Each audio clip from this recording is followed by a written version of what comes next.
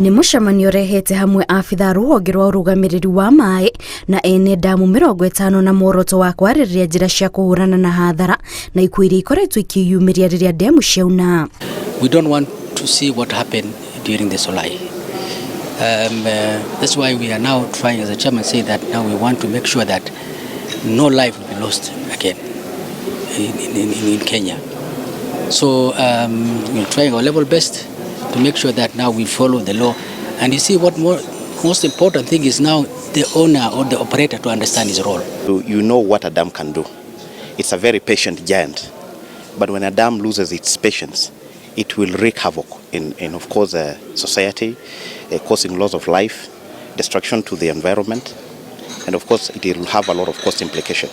So tunajaribu kuziba ufa. That is what we are trying to do. Kũringana na abitha rũhonge rũrũ, bũrũri wa Kenya ũrĩ na ndemu itanyihĩire 350 na nĩkĩo rĩu rũhonge rũrũ rwambĩrĩirie gũtabania mĩcemanio na ene ndemu ici nĩguo kũmathomithia njĩra cia kũmenyerera ndemu ciao na gũtigĩra nĩ irathũrimwo o mwaka na ũrĩa ndemu yake ĩtagũkorwo ĩgĩthũrimwo agũkorwo akĩoerwo makinya ma watho. As the Water Resources Authority, we are now putting our foot very firmly on ground to ensure that some of these things that happened before will not happen.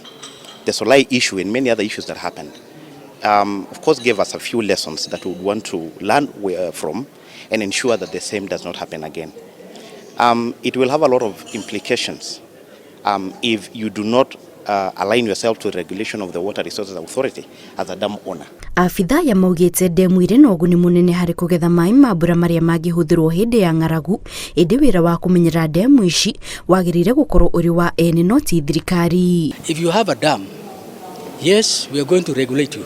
We are going to tell you this is what you are supposed to do, but it is the responsibility is with you now to do to really protect now the dams. So what we are saying is there are some failures. For example, in Solai, there was a serious failure. That dam was not even within our record. It was not there. What we had there was a small weir to hold some water. Rũhonge rũrũ rugĩte nĩ rũgũkorwo rũgĩtabania ciikaro ta ici na ene ndemu othe na oho manyite itemi ũthũrimi-inĩ wacio. Ngĩribotera Inooro TV, njĩtagwo Kate Muthoni.